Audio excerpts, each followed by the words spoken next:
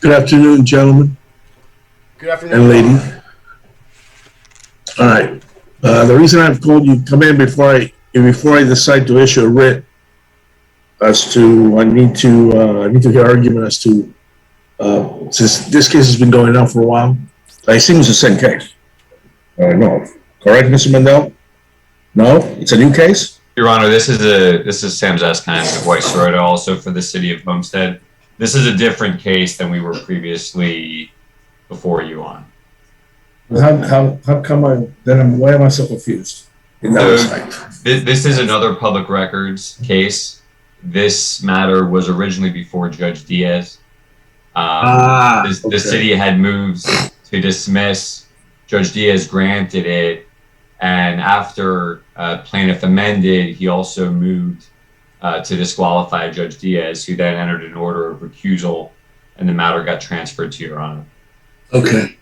And how did that happen? I have no offense, but how did I get so lucky, Doctor? Although I'm familiar with the cases, so maybe that's why I got so lucky. I have no idea how they select the judges, Your Honor. It's a computer, supposedly. But anyway, I'm fine. I just want to make sure that I want to hear argument for the issuance of the writ.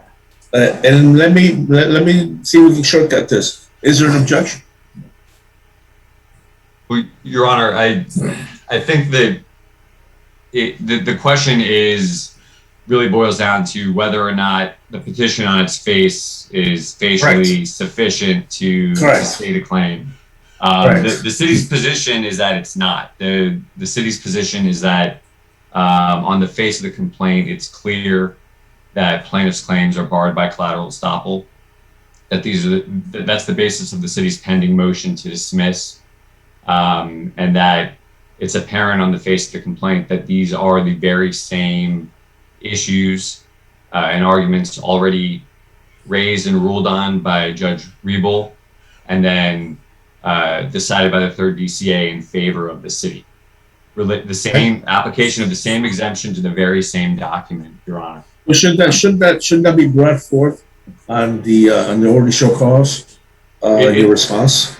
It certainly can, Your Honor. If Your Honor's belief is that the petition on its face is facially sufficient, then the city would absolutely raise that as part of its response to an order to show cause. Okay. Mr. Mandel, you wish to say anything, or are you taking Mr. Zeskind's lead? Letting Mr. Zeskind take the lead on this one, Your Honor. Okay. Doctor, is there anything you want to say? So, Your Honor, real quickly, the only argument they made in their motion to dismiss is collateral estoppel. Motion to dismiss tests the sufficiency of a complaint. For them to make their argument on collateral estoppel at a motion to dismiss, they have to go outside the four corners of the complaint, and they're basically couching an affirmative defense as a motion to dismiss, going outside the four corners of the complaint, which itself should be barred. Lastly, I would say their whole motion for collateral estoppel is frivolous because they do not meet the elements, and they know this. There was an initial request I filed that was litigated. In that request, they claimed there were 5 responsive documents, and they were all exempt. The third district specifically held they were claiming exemption in one case based on a notice of intent I'd filed in another case. The third district held that the exemptions were valid until all issues related to the notice of claim were settled. They were settled several months before I refiled the request, and you can know it's not the same facts because the first time they said all 5 documents were responsive and exempt. This time they gave me 3 of the documents admitting the exemption no longer applies. They're claiming an exemption for 1 document. The 5th document they have not claimed an exemption for, and they refuse to provide me. Furthermore, there's a second set of records that contains 2 other people filed an identical request and got 122 pages of records. The city admitted in court there were 500 records responsive. None of those 122 records have ever been given to me in this request. Furthermore, the additional records are withheld as being exempt of the 500. Many of those would no longer be exempt, and they have not been provided to me either, Your Honor. I got it. Anything else you want to say, Mr. Zeskind? Yes, Your Honor. I'd just like to point out quickly that the arguments regarding collateral estoppel, the law is pretty clear that if it's apparent on the face of the complaint that the prior proceedings are incorporated within the complaint, that it is appropriate to determine a motion to dismiss. That's part of the argument that was made and considered to Judge Diaz when he heard our initial motion to dismiss.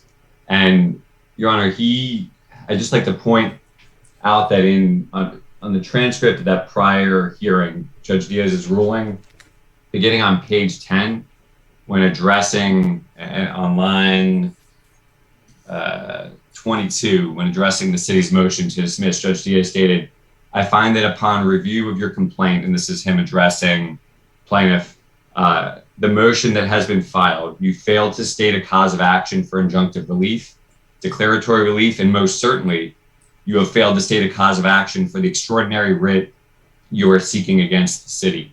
There's been no substantial material change in the allegations made by plaintiff. The complaint on its face, still, it's apparent that their collateral estoppel applies and that the same arguments and issues already ruled on by the third are trying to be relitigated here. So we think that, on its face, that the complaint is insufficient and collateral estoppel applies. And Let me ask you a question, Mr. Zeskind.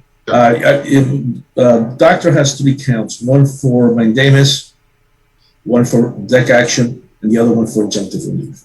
Should they all be taken? The rule to show cause should be issued on which count? only the mandamus. Just want to make sure the record's clear.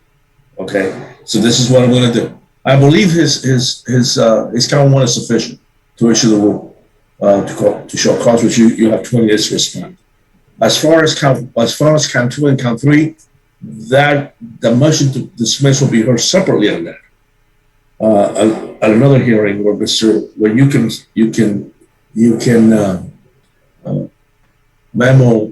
me a memo of law, and doctor can do the same thing if he wishes.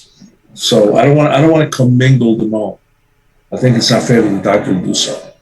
So I'm going to issue the rule. I'm going to issue the rule on the. You have 20 days to answer that, and when I issue it. And then we'll set your motion to dismiss on the other 2 counts for a special set hearing, 30 minutes or less. Doctor, you know how to do that? That sounds fair to me, Your Honor. The only thing I would ask is the material witness to this case that knows everything is Mr. Zeskind. And earlier today, I filed a motion to disqualify him from being both a witness and advocate for the city under Florida rules regulating the Florida Bar 4-3.7, as well as a motion to pierce attorney-client privilege for the crime fraud exemption. I would ask if we could get a hearing for those, and if so, I could. Obviously, I wasn't aware of that. So obviously, we need to dispose of that before he continues with the case. He continues, but that's what Mr. Mandela is here. I suspect now. That's what I was going to ask you. If we're issuing the alternate writ, we should be past the pleading phase at this point, and I would need to get discovery to defend against what they respond to. And I filed the motions. I would ask for a hearing on the 2 motions I filed today to see if we can move forward with discovery by taking Sam Zeskind's deposition. Well, I don't have a problem. I don't have a problem doing that, Mr. Doctor, to hear the motion to disqualify. So it's what's the other motion? But let me just bring it to your attention that I'm starting a trial on Monday.